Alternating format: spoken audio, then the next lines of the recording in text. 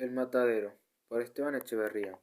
A pesar de que la mía es historia, no la empezaré por el arca de Noé y la genealogía de sus ascendientes como acostumbraban a hacer los antiguos historiadores españoles de América,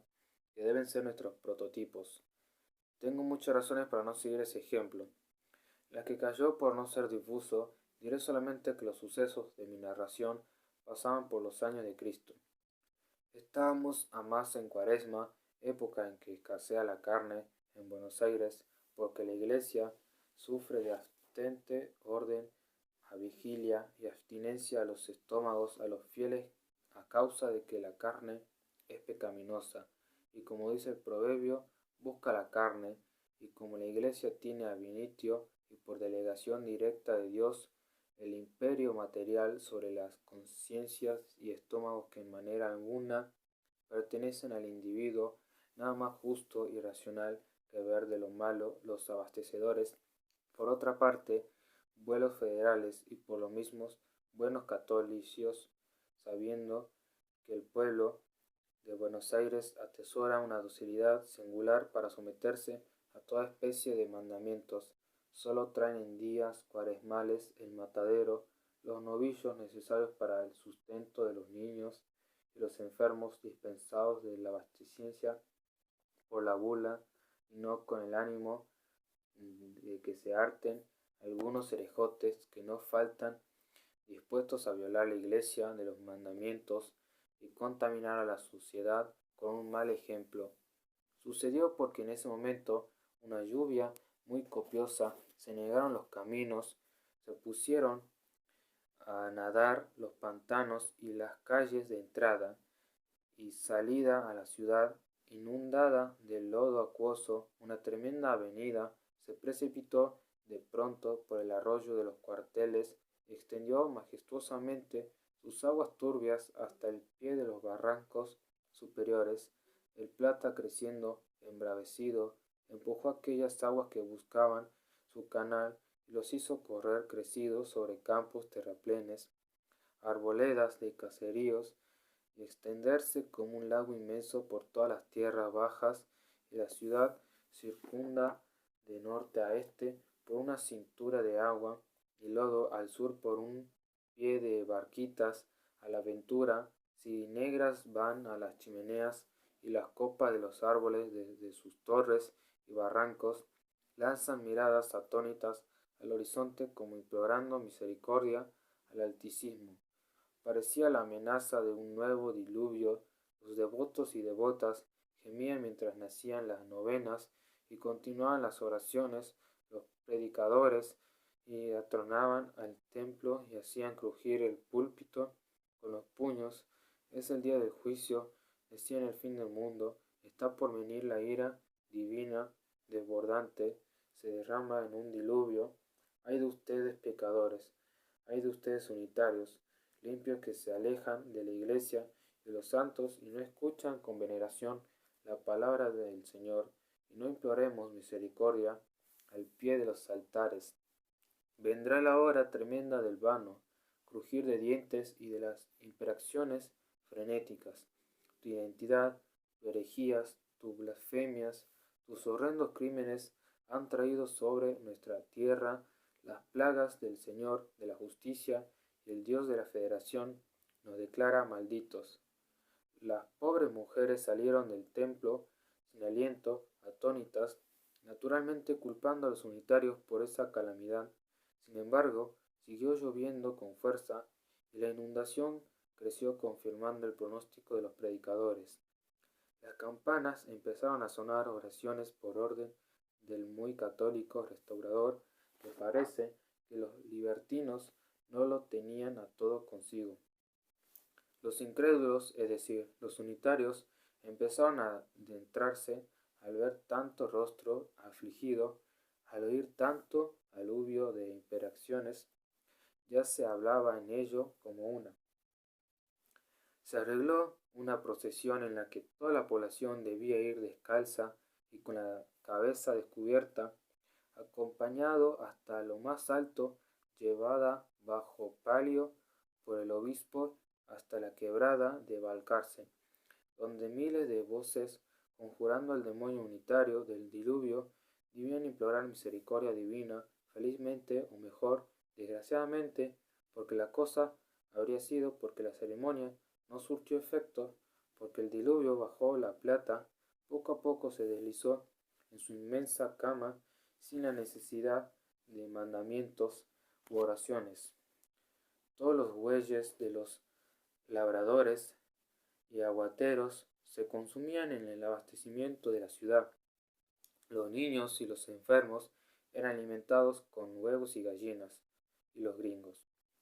antes de que el calor bramara por la oferta del asado, es aquí la abstinencia de carne era general en que el pueblo que nunca se hizo más digno de la bendición de la iglesia, así es como llovieron sobre millones y millones de indulgencias plenarias, las gallinas se pusieron a 6 pesos y los huesos a 4 reales,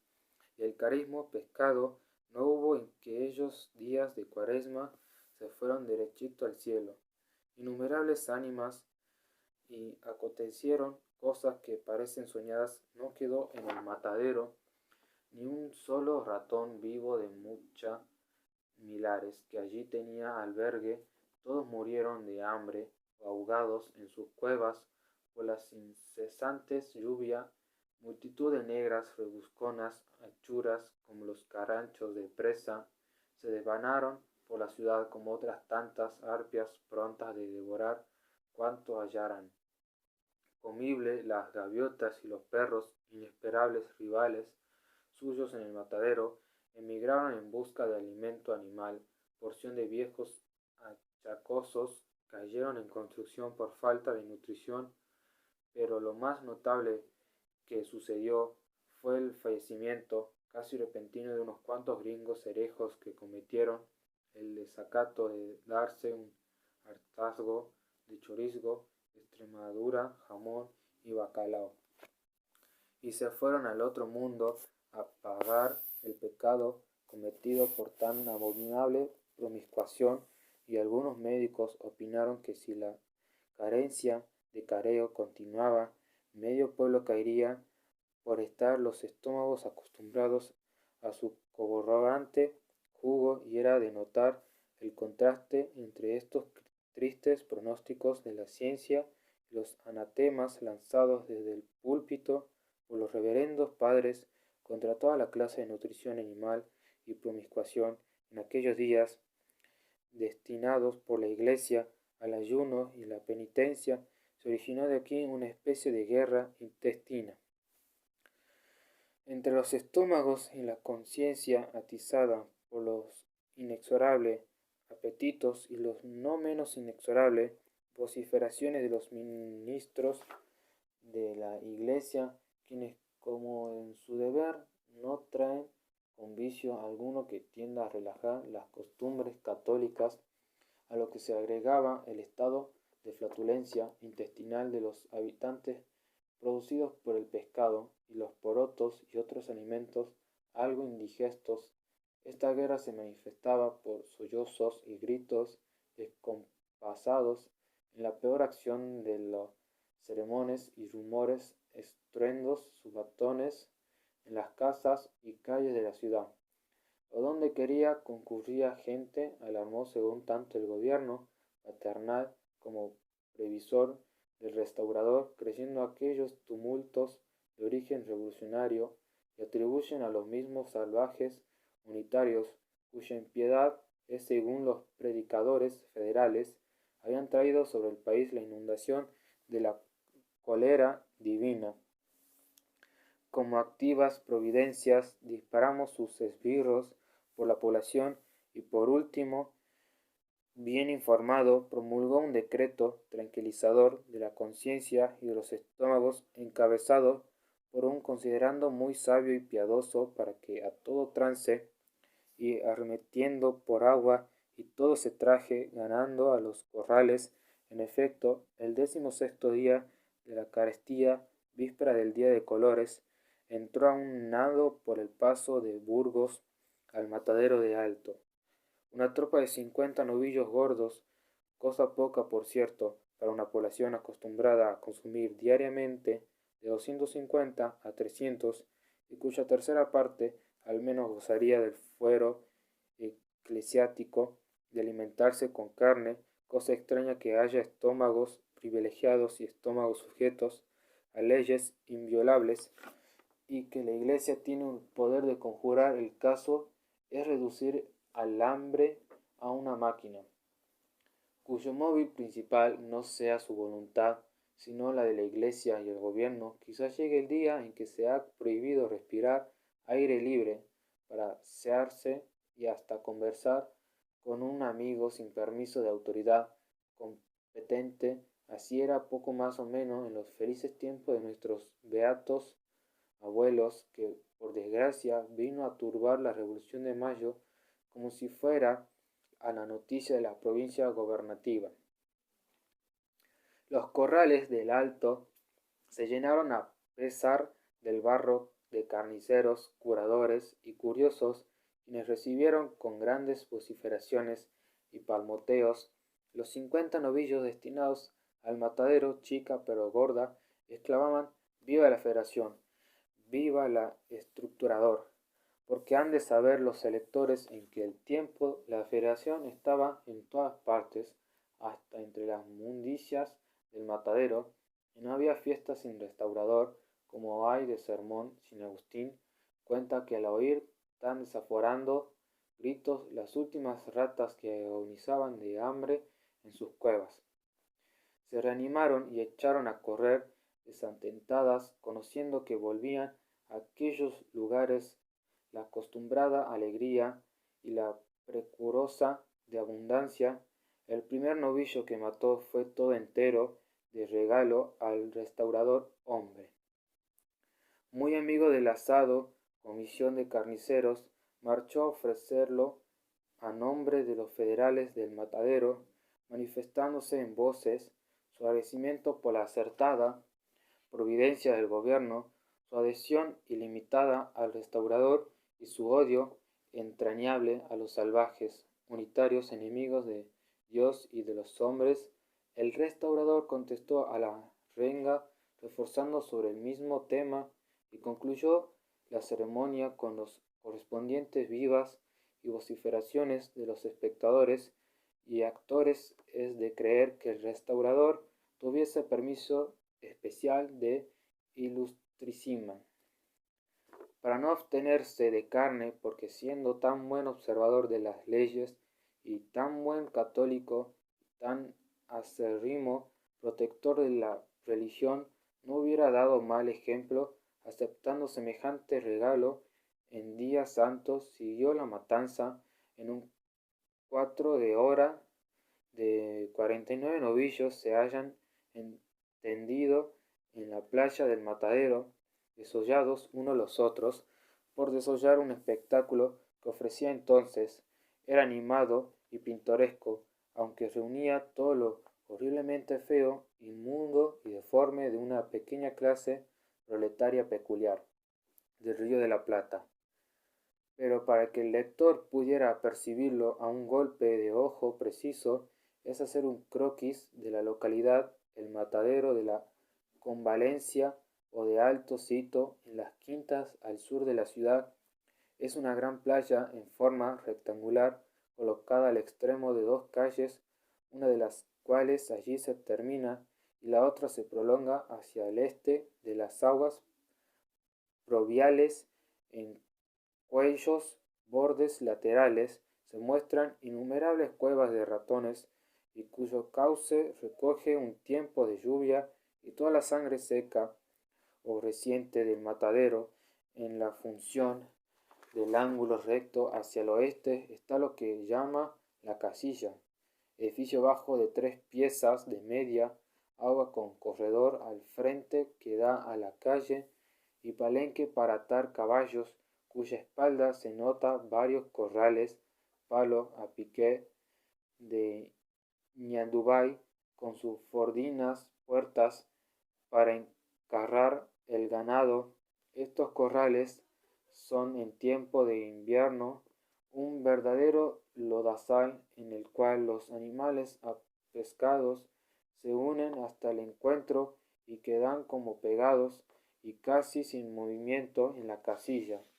Se hace la recaudación del impuesto de corrales, se cobran las multas por violación de reglamentos y se sienta el juez del matadero, personaje importante, caudillo de los carniceros y que ejerce la suma del poder en aquellas pequeñas repúblicas por delegación del restaurador fácil.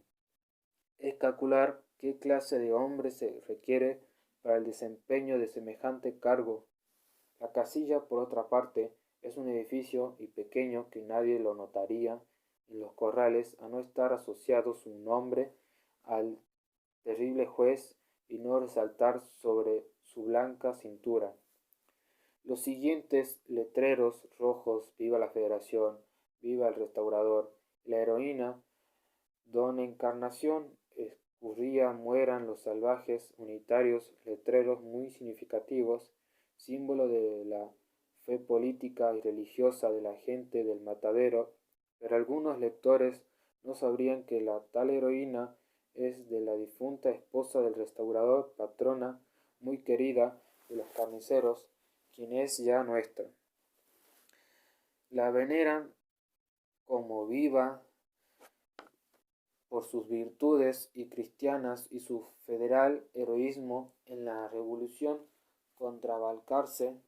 En ese el caso en que un aniversario de aquella memorable hazaña de la mazorca, los carniceros festejaron con un espléndido banquete en la casilla a la heroína, banquete a que concurrió con su hija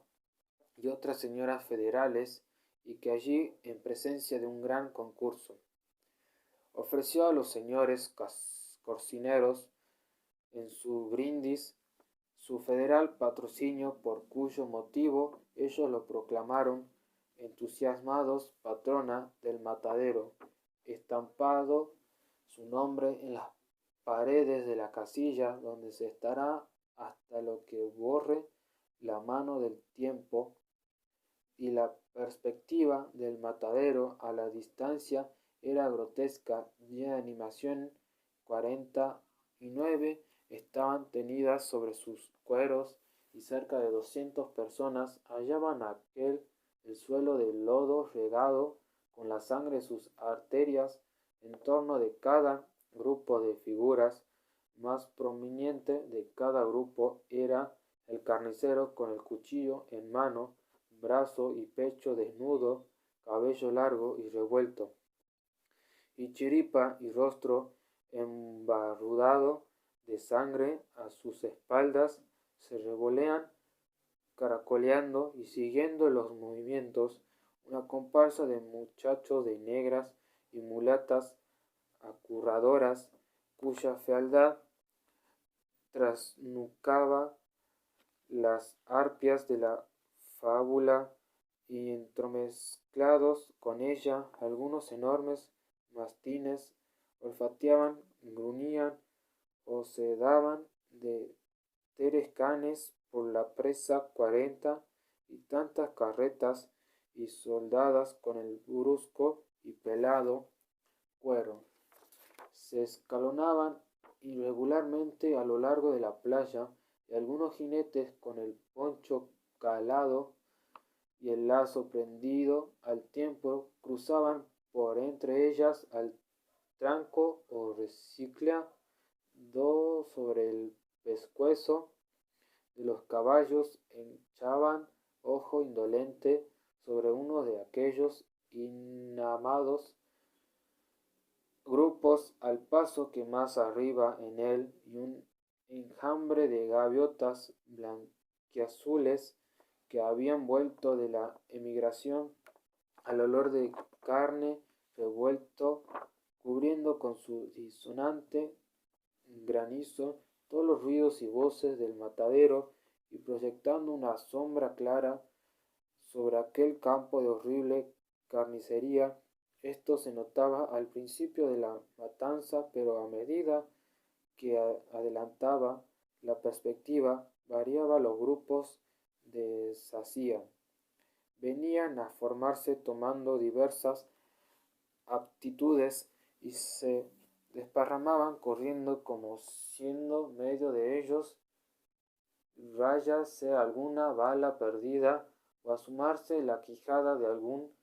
encolorizado mastín. Esto era que interior el carnicero en un grupo. Descuartizaban a golpe de hacha, colgaba en otro los cuatro en los ganchos a su carreta, despellejaba en este, se acababa el cebo en aquel de entre las chusmas que omejaba y aguchaba la presa de achurra, salía de cuando en cuando una mugrienta amando un tarascón con el cuchillo al cebo o a los cuatro de la red, lo que organizaba a gritos y explosión de cólera del carnicero y el continuo hervidero de los grupos dichos y gritería descompasaba de los muchachos. Ahí se mete el cebo en las tetas, la tía gritaba, uno que lo escondió. En él alza, pon, replicaba la negra, che negra, bruja, salí de aquí, antes de que te pegue un tajo, exclamaban el carnicero, que lo hago yo. Juan, no sea malo, yo no quiero sino la panza y las tripas, son para esa bruja. La bruja, repitió, los muchachos se lleva la riñada y cayeron sobre su cabeza sendos cuajos de sangre y tremendas pelotas de barro. Hacia otra parte, entre tanto, dos africanas llevaban arrastrando las entrañas de un animal. Allá una mulata se alejaba con un ovillo de tripas, resbalando de repente sobre un charco de sangre, caía a plomo, cubriendo con su cuerpo la codiciada presa, a cuya se veía acurrucadas en hilera 400 negras destejiendo sobre las faldas el ovillo y arrancando uno a uno los hábitos que el avaro cuchillo del carnicero había dejado en la tripa como rezagados, al paso que otras vaciaban panzas, vejiga, si las sentían de aire de sus pulmones, para depositar en ellas, luego de secas la achura, varios muchachos, gambeteando a pie, ya caballo, se daban de viejazo o se tiraban bolas de carne, desparramando con ellas, y su algazar a la noche de gaviotas, o que, columpiándose en el aire, celebraba chillando la matanza, oían a menudo, a pesar del veto del restaurador y la santidad del día, palabras inmundas y obscenas, vociferaciones preñadas de todo el cinismo bestial que caracteriza a la chusma de nuestros mataderos, con las cuales cuchillo lanzando